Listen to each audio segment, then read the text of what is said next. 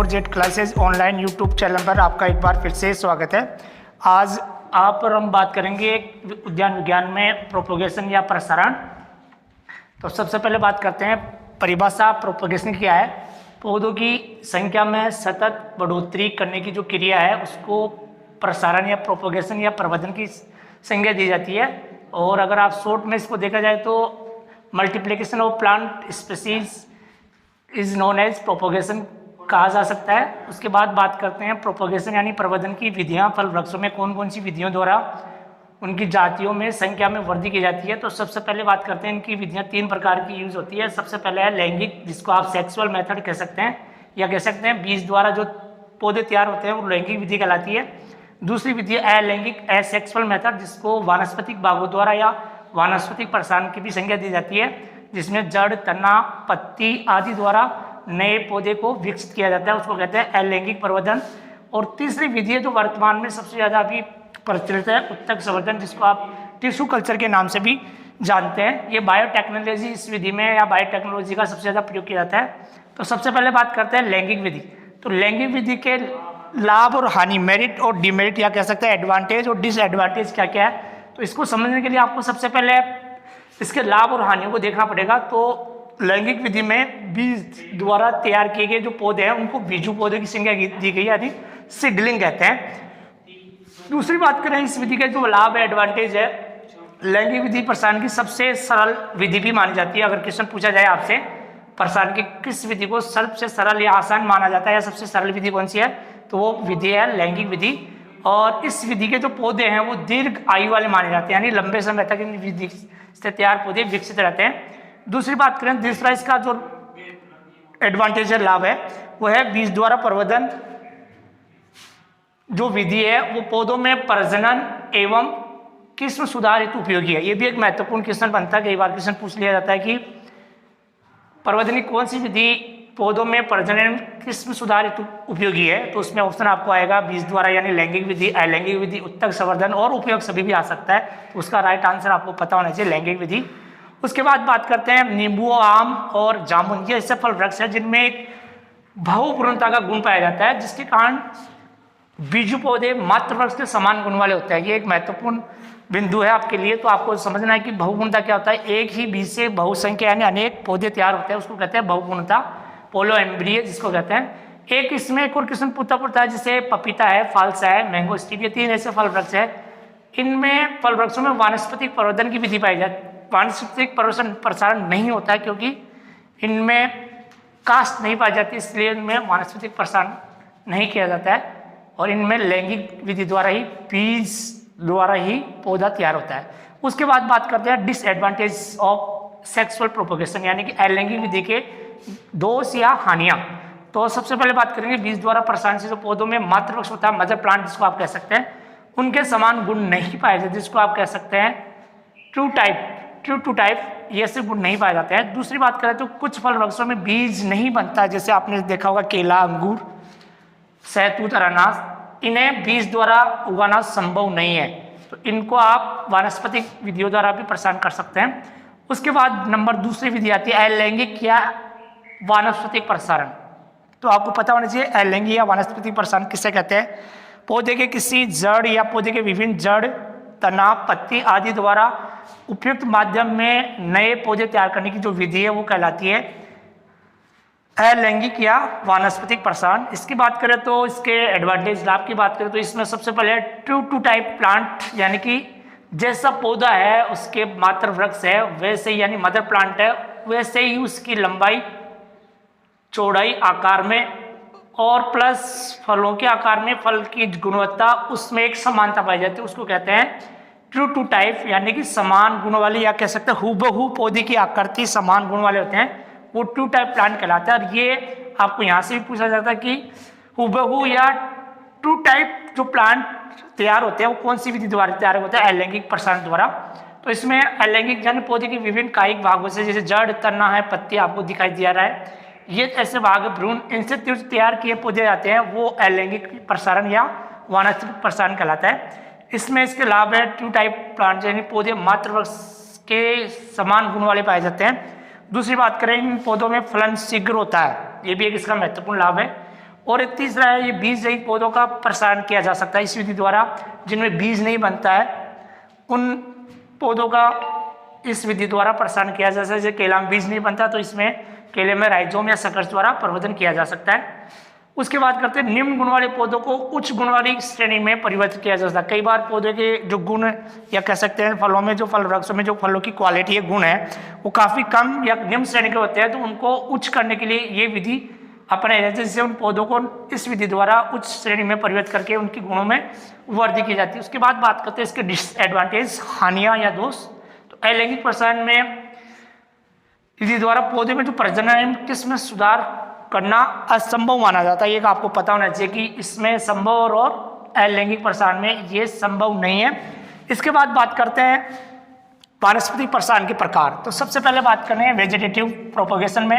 तो इसको आपको पहले भी आपको परिभाषित कर चुके हैं कि जड़, तना, पत्ती द्वारा नए पौधे तैयार करने की जो विधि है वो वानस्पतिक प्रसारण या अलैंगिक प्रसारण कहलाता है। अब इसके देखिए प्रकार। तो वानस्पतिक प्रसारण के प्रकार है, सबसे पहला है कलम द्वारा यानी कटिंग। तो कटिंग की परिभाषा भी आपको पूछी जा सकती है। जो जड़, तना, पत्ती पौधों को या पौधे से अलग करके उपयुक्त माध्यम में लगाकर नए पौधे जो तैयार करते हैं या नए पौधे को जन्म देते हैं उसको कहते हैं कलम, कटिंग। उसके बाद कहते हैं कलम के प्रकार। तो कलम के प्रकार को प्रमुख रूप से 3 भागों में बांटा गया है। सबसे पहला भाग है जड़ कलम, जिसको आप कहते हैं रूट कटिंग। अब आपको यहाँ देखना कि इस क्वेश्चन को किस तरह पूछा जा सकता है। जैसे जड़ कलम द्वारा प्रसारण होता है तो उसमें ऑप्शन है, आपको देखिए सेब है, आड़ू है, लीची है और अमरूद, ये 4 ऐसे फल वृक्ष है जिनमें जड़ द्वारा नए पौधे को तैयार किया जाता है। तो आपको यहाँ एग्जाम्पल को ध्यान में रखते हुए इसकी तैयारी करना है। उसके बाद दूसरा प्रकार इसका पर्ण या पत्ती कलम, जिसको आप लीफ कटिंग कहते हैं। तो यहाँ एक परिभाषा के रूप में एक शब्द है, अंकुरित कलिकाओं को पत्ती भ्रूण कहते हैं। तो कई बार कैसे क्वेश्चन पूछ सकते अंकुरित कलिकाओं को कहते हैं पत्ती या भ्रूण, या जैसे मान लो उसमें वो भी फल या पुष्प इस तरह भी आ सकता है। तो पत्ती द्वारा सबसे प्रमुख जो एग्जाम्पल है ब्रायोफाइलम, जिसको आप कह सकते हैं पत्थर चट्टा, और दूसरा इसका एग्जाम्पल है बिग्नोनिया। ये ऐसे 2 पौधे हैं जिनमें पत्ती या पत्ती कलम द्वारा प्रसारण की विधि अपनाई जाती है। तो इसका ब्रायोफाइलम सबसे ज़्यादा क्वेश्चन पूछा जाता है, कई बार अक्सर पूछ लेते हैं। ब्रायोफाइलम इसका सही आंसर यानी पत्थर चट्टा, जिसको आप कह सकते हैं, क्योंकि इसमें पत्तियों पर काफ़ी मोटी मसाल या अंकुरित कलिकाएं पाई जाती है, जो उसमें प्रवर्धन का एक कारण है प्रमुख। उसके बाद बात करते हैं तीसरा प्रकार तना कलम, जिसको आप कह सकते हैं स्टेम कटिंग। स्टेम कटिंग की परिभाषा देखिए, तने व शाखाओं से जो कर्तनें तैयार की जाती है, करके लगाने की जो विधि होती है उसको तना कलम कहते हैं। ये मात्र वृक्ष से तैयार 1 वर्ष पुरानी शाखाएं ली जाती है, जिनको 3 या 4 आंखें पाई जाती है, उनको मात्र वृक्ष से अलग करके भूमि में लगाकर तैयार पौधे को तना कलम कहते हैं। उसके बाद बात करते हैं तना कलम को भी 4 भागों में बांटा गया प्रमुख रूप से।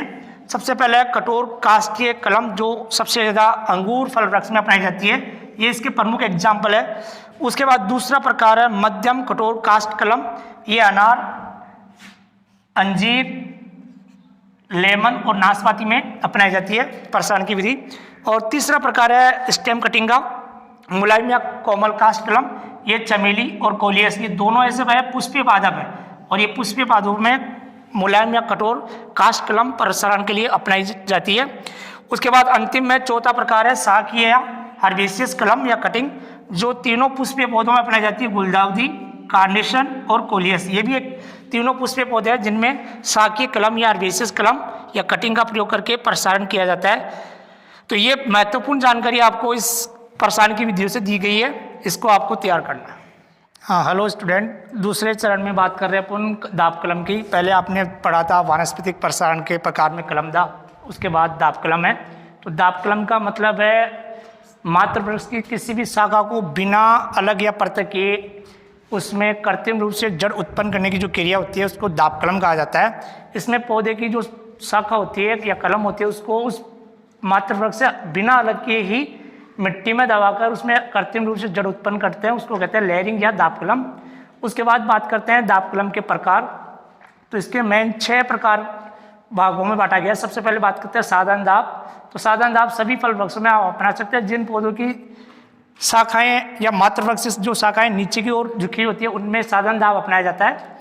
उसके बाद दूसरी विधि है शीर्ष दाब, जिसको आप टिप लेयरिंग भी कहते हैं। टिप लेयरिंग में आपको पता होना चाहिए कि ये कौन कौन से फल वृक्ष में अपनाते हैं। एक तो चमेली, ये पुष्पीय पौधा है, ब्लैकबेरी और रास्पबेरी, ये फल वृक्ष है, इन दोनों फल वृक्षों में और इस पुष्पीय पादप में शीर्ष दाब विधि अपनाई जाती है। उसके बाद विधि नंबर 3 आती है सर्पाकार या निश्चित दाब, जिसको कंपाउंड लेयरिंग के नाम से भी जाना जाता है।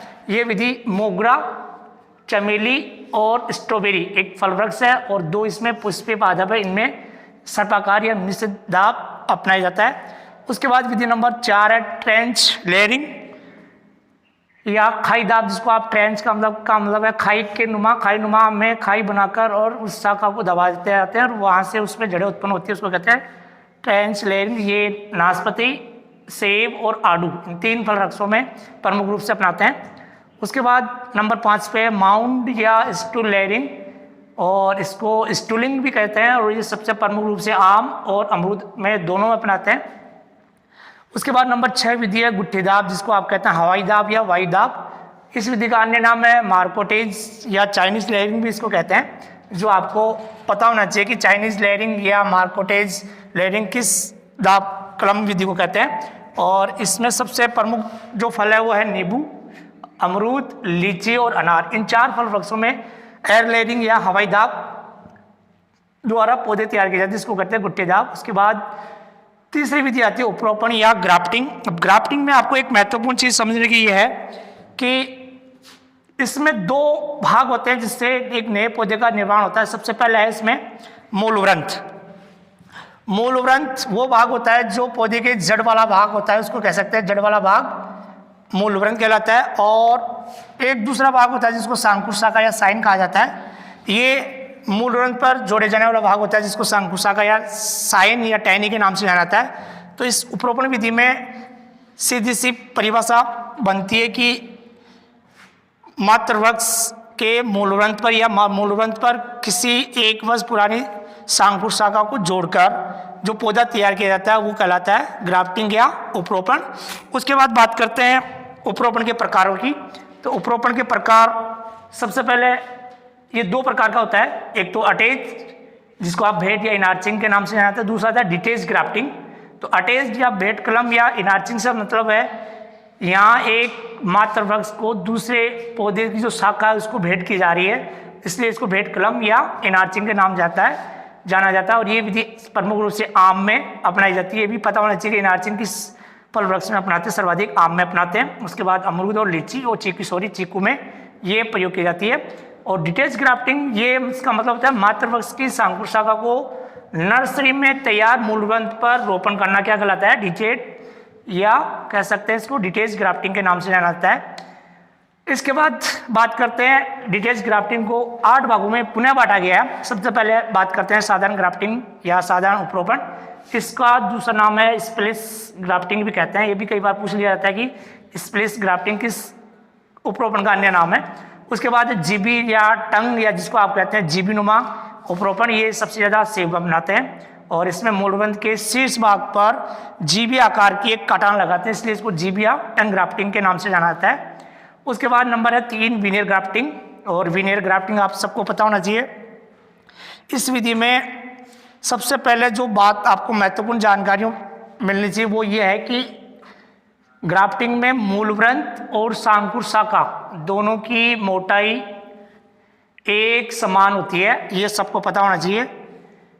अन्यथा इसमें जो प्रवर्धन की विधि है या कह सकते हैं जो कलम बंधन होता है वो सफल या सक्सेस नहीं होता है।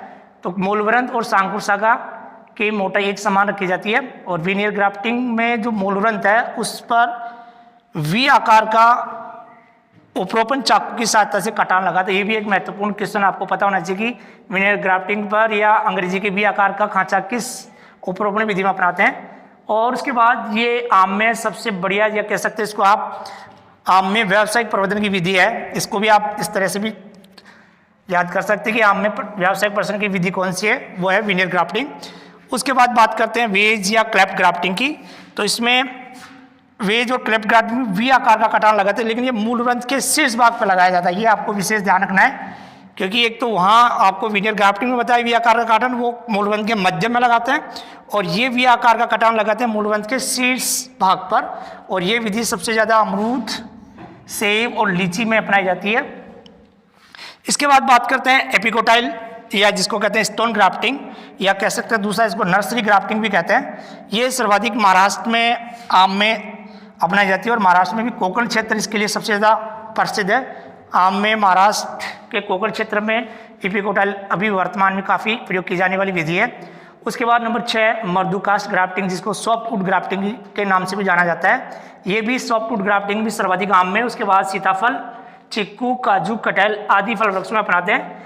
और एक ये सॉफ्टवुड ग्राफ्टिंग आपको ये भी बताना, इंस्टीट्यूट विधि से जो लगाए गए पौधे प्रभावी होते हैं उसमें भी इस विधि का प्रयोग सबसे अधिक किया जाता है। अगर क्वेश्चन पूछा जाए इंस्टीट्यूट विधि से लगाए गए पौधों में उपरोक्त कौन सी विधि सर्वाधिक उपयोगी है, तो वो सबसे बढ़िया है मर्दूकास्ट ग्राफ्टिंग या सॉफ्टवुड ग्राफ्टिंग।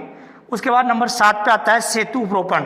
सेतु उपरोपण से संबंधित मतलब है कि एक ऐसा फल वृक्ष जिसमें पौधे के मूलवृंत पर किसी कारणवश छाल अलग हो जाती है। इससे क्या होता है कि यहाँ का जो पोषक तत्व है नीचे वाला जड़ वाला वो प्रो भाग तक नहीं पहुँचता, तो यहाँ से उसमें कट लगा के और शांकुर शाखा से और उसके ऊपरी भाग पे जहाँ स्वस्थ भाग है वहाँ तक एक इस तरह से उपरोपण किया जाता है। तो यहाँ से जो खाद्य पदार्थ है वो उसके शीर्ष भागों तक पहुँच जाता है। इसको कहते हैं सेतु उपरोपण या ब्रिज ग्राफ्टिंग। तो एक ये यहाँ से एक पुल नुमा आकृति बनती है, या कह सकते हैं एक पुल या सेतु का रूप धारण कर लेता है, इसको कहते हैं ब्रिज ग्राफ्टिंग इसलिए कहा जाता है। और ये विधि सर्वाधिक अपनाते हैं, सबसे ज़्यादा जैसे फरवरी मार्च होता है उस माह से पहले अपनाते हैं, क्योंकि उस वक्त पौधों में नई पत्तियां खिलने लगती है, इसलिए पहले ही इस विधि का प्रयोग करते हैं। और ये सेब, चेरी, नाशपाती, अखरोट में सबसे अधिक अपनाते हैं। उसके बाद बात करते हैं धोरी कलम बांधना या कैसे डबल ग्राफ्टिंग। ये मुख्य पौधे की वृद्धि नियंत्रण हेतु इस विधि का प्रयोग करते हैं, क्योंकि इसमें पौधे की वृद्धि ज़्यादा अधिक होती है, इसलिए इस विधि का प्रयोग किया जाता है। उसके बाद नंबर आता है कलिकाइन या ग्राफ्टिंग, जिसको चश्मा चढ़ाना या मुकुलन ये अन्य नाम है इस विधि के। अधिकांश विद्यार्थियों को पता नहीं होता है कि चश्मा चढ़ाना, मुकुलन कलिकाइन विधि को ही कहते हैं। और इसमें एक प्रमुख महत्वपूर्ण बात यह है कि उपरोपण में मूलवंत पर शांकुर शाखा ऐड करते थे या जोड़ते थे। यहाँ मूलवंत पर टी आकार का, आई आकार का या पेच आकार का कट लगा के उस पर कली जोड़ी जाती है। ये इसमें मेन अंतर है दोनों में, कलिकाइन और उपरोपण का प्रमुख अंतर है। उपरोपण में शांकुर शाखा जोड़ी जाती है मूलवंत पे, और कलिकाइन में मूलवंत पर कली जोड़कर नया पौधा तैयार करते हैं, उसको कहते हैं कलिकाइन। अब यहाँ बडिंग के जो प्रकार वो 5 प्रकार के प्रमुख रूप से हैं। तो सबसे पहले बात करते हैं टी या सिल्ड कलिकाइन। तो इसमें भी एक महत्वपूर्ण क्वेश्चन पुटअप किया जाता है कि कलिकाइन किस विधि में मूलवंत पर अंग्रेजी के टी आकार का कटान लगाते हैं। तो ये एक महत्वपूर्ण जानकारी आपको उपलब्ध कराई जा रही है। उसके बाद सबसे ज़्यादा कौन सी ये विधि है, कौन से फल वृक्षों में अपनाते हैं, तो साधारण भाषा में आप कह सकते हैं खट्टे फल वृक्षों में टी कलिकाइन सर्वाधिक प्रयोग की जाती है। एक शब्द में अगर आपको याद रखना है तो जैसे इसमें आडू खट्टा फल है, बेर खट्टा फल है, किनो, संतरा, माल्टा, आलू बुखारा, ये सारे खट्टे फल हैं। तो एक शब्द में अगर आपको क्वेश्चन याद रखने की थोड़ा सा दिक्कत आए तो ये देखना कि खट्टे फल वृक्ष कौन कौन से हैं। और एक इसमें हाइब्रिड टी रोज जो आपको पता होना पुष्पीय पादप है, हाइब्रिड टी गुलाब में भी टी कलिकाइन या सिल्ड कलिकाइन अपनाई जाती है। अब कई विद्यार्थी भी टी कलिकाइन या सिल्ड कलिकाइन कोई क्यों कहते हैं कि टी आकार का जो इसमें किया जाता है कटान, वो उसमें सिल्ड कलिकाइन के, जैसे आपने ट्रॉफी देखा है, ट्रॉफी के आकार का एक कटान लगता है, उसको सिल्ड कलिकाइन के नाम से जाना जाता है। उसके बाद नंबर 2 विधि आती है पेबंदी कलिकाइन या जिसको कहते हैं पेच कलिकाइन। इसमें मूलवंत पर पेच आकार का कटान लगा के और उसी आकार में कली लगा के उस पर बांध दी जाती है, इसको पेच कलिकाइन या पेबंदी कलिकाइन कहते हैं। सबसे ज़्यादा आंवला और अखरोट में अपनाते हैं। इसका एक महत्वपूर्ण आंसर है जो आंवला में सबसे ज़्यादा पेबंदी या अखरोट में अपनाते हैं। और इस विधि को फ्लैप या फोरकट बडिंग के नाम से भी जाना जाती है। इसके अन्य नाम है, ये भी आपको पता होना चाहिए कि पेबंदी कलिकाइन के अन्य नाम कौन से हैं। उसके बाद नंबर 3 पे आती है छल्ला या वल्ले कलिकाइन, जिसको आप रिंग बडिंग कहते हैं, जिसको अपनी भाषा में अंगूठी विधि भी कह सकते हैं। अंगूठी कलिकाइन, रिंग का मतलब होता है अंगूठी, और ये सबसे ज़्यादा अपनाते हैं बेर में। ये इसका महत्वपूर्ण क्वेश्चन बनता है कई बार, रिंग बडिंग किस फल वृक्ष में अपनाते हैं। उसके बाद सिनकोना और सहतूत, ये 2 पादप अलग है। और उसके बाद बात करते हैं, इसका अन्य नाम है फ्लूट कलिकाइन भी कहते हैं। छली कलिकाइन को छल्ला या वल्ले कलिकाइन, फ्लूट का मतलब ये बांसुरी से संबंधित है, क्योंकि इसमें जो मूलवंत है वो खोखला नुमा होता है, बांसुरी नुमा, इसलिए फ्लूट कलिकाइन इसका अन्य नाम है। उसके बाद बात करते हैं चिप कलिकाइन, ये सबसे ज़्यादा अंगूर फल वृक्ष में अपनाते हैं। ये भी एक महत्वपूर्ण क्वेश्चन है, कई बार पूछ लिया जाता है चिप कलिकाइन किस फल वृक्ष से संबंधित है। उसके बाद नंबर 5 आता है शिखर उपरोपण या टॉप वर्किंग या फ्रेम वर्किंग भी कहा जाता है, इसके अन्य नाम है। ये सबसे ज़्यादा आम, अमरूद, आंवला और नींबू वर्गीय फलों में और सेब में अधिक प्रयोग की जाने वाली विधि है। उसके बाद नंबर आता है 6 उत्तक संवर्धन, जिसको पहले आपने पूछा था। उत्तक संवर्धन से पहले शुरू में आपको बताया गया 3 विधियां हैं। बीजू, जिसको लैंगिक विधि कहते हैं, अलैंगिक वानस्पति प्रसारण, और तीसरी जो विधि थी उत्तक संवर्धन। तो यहाँ आपको पूर्ण जानकारी दी जा रही है। उत्तक संवर्धन से मतलब एक पादप से संपूर्ण पौधा बनाने की जो क्षमता होती है उस क्रिया को टोटियोपोटेंसी कहा जाता है, और इसमें जड़, तना, पत्ती और भ्रूण का प्रयोग किया जाता है। और वर्तमान में ये पादप प्रसारण की नवीनतम विधि भी मानी जाती है। ये भी एक महत्वपूर्ण क्वेश्चन पुटअप होता है कि पादप प्रसारण की नवीनतम विधि कौन सी है, तो उत्तक संवर्धन उसका सही आंसर है। ये बायोटेक्नोलॉजी इस विधि में प्रयोग करते हैं इसका। और ये सबसे ज़्यादा केला में, खजूर, अनार, स्ट्रॉबेरी आदि फलों में तैयार किए जा रहे हैं इस विधि से प्रसारण। और उसके बाद नंबर 7 पे आता है अलैंगिक प्रवर्धन के प्रमुख कुछ उदाहरण, जो आपको पता होना चाहिए कि कौन कौन से प्रमुख उदाहरण हैं। ऊपरी भूस्तर, जिसको आप कह सकते हैं रनर्स, तो रनर्स द्वारा स्ट्रॉबेरी में प्रवर्धन होता है। ये वनस्पति भागों द्वारा प्रमुख उदाहरण या एग्जाम्पल हो सकते हैं। उसके बाद दूसरी विधि है अंतःभूस्तर, जिसको आप सकर्स कहते हैं। ये भूमि के अंदर पाए जाने वाले सकर्स होते हैं, गांठनुमा संरचना होती है। ये केला, अनानास और बांस में सबसे ज़्यादा प्रयोग किए जाते हैं। यानी इनसे अंतःभूस्तारी से अगर केला में प्रवर्धन करना तो उसका एक सकर्स होता है, उसकी वजन कम से कम 12 kg उसको लगाते समय होना चाहिए, सकर्स का वजन। उसके बाद विधि नंबर 3 है भूस्तरी, जिसको आप स्टोलन कहते हैं। ये सबसे ज़्यादा धूप घास, जिसको आप साइनोडोन डेक्टालाइन कहते हैं। पुदीना, जिसको मिंट कहा जाता है। इन 2 में इसका प्रसारण किया जाता है भूस्तरी द्वारा। उसके बाद आता है सलकंद या बल्ब। ये सबसे ज़्यादा प्याज और लिली में अपनाते हैं प्रवर्धन के लिए। उसके बाद घनकंद, जिसको आप कॉर्न के नाम से जानते हैं। ये एक तो ग्लेडिलस है, पुष्पीय पादप, जो पहले भी आपको बताया कि पुष्पीय पादप फ्लोरिकल्चर में गलकंद का सबसे ज़्यादा जो प्रवर्धन होता है ग्लेडिलस में किया जाता है। और केसर और फिसिया, ये 2 ऐसे पादप हैं जिनमें भी घनकंद या कॉर्न द्वारा प्रवर्धन किया जाता है। उसके बाद नंबर 6 पे कंद, जिसको आप ट्यूबर कहते हैं। और कंद द्वारा जो प्रसारण की विधि हो आलू में, और दूसरा कैलेडियम में। ये कैलेडियम पुष्पीय पौधा है, आलू सब्जी आपको सबको पता है। नंबर 7 कंद, ये जड़े, जिसको आप ट्यूबर रूट्स के नाम से जानते हैं। ये स्वीट पोटैटो या शकरकंद में प्रसारण की विधि है। और नंबर 7 के बाद 8 पे राइजोम। ये सबसे ज़्यादा केला, अदरक और हल्दी, इन 3 में प्रवर्धन की प्रमुख विधि प्रयोग की जाती है। और उसके बाद नंबर 9 पे ऑफशूट, जिसको आप कहते हैं अंतःभूस्तारी भी कह सकते हैं, या तने का खोखला रूप। ये खजूर में प्रयोग करते हैं इस विधि द्वारा। कई बार ये भी क्वेश्चन पूछ लिया जाता है, ऑफशूट द्वारा प्रवर्धन किस फल वृक्ष में अपनाते हैं, खजूर में। या खजूर में प्रवर्धन की उपयुक्त विधि है राइजोम, या ऑफशूट, स्लिप, या फिर घनकंद या कॉर्न भी पूछा जा सकता है। और लास्ट में है स्लिप। स्लिप से मतलब है अनानास। अनानास में शीर्ष भाग पे जो फल के बाद ऊपर जो पत्तियां पाई जाती है, उस पत्तियों पे स्तनुमा एक आकृति पाई जाती है, उसको काट के और उसका प्रवर्धन किया जाता है। दोबारा पौधा तैयार, उसको कहते हैं स्लिप। ये अनानास में अपनाई जाती है। और इसमें एक महत्वपूर्ण क्वेश्चन आपको इनके अन्य नाम, जैसे चिपकलीकाइन का कई बार पूछा जाता है, और एक टीकलीकाइन का अधिकांश पूछा। टीकलीकाइन में एक क्वेश्चन और आता है, अगर इसको आप उल्टा करते हैं टी को, तो आई नुमा, इसको आई कलीकाइन के नाम से भी जाना जाता है। कई बार विद्यार्थी इसको टी या सिल्क न देख के आई कलीकाइन का उसका आंसर है। ये भी बेर में भी अपनाते हैं, आपको पता होना चाहिए। हाँ, मैंने पहले बता दिया, बेर में प्रवर्धन की सर्वोत्तम विधि या कह सकते हैं व्यावसायिक विधि टी कलीकाइन या सिल्क कलीकाइन है।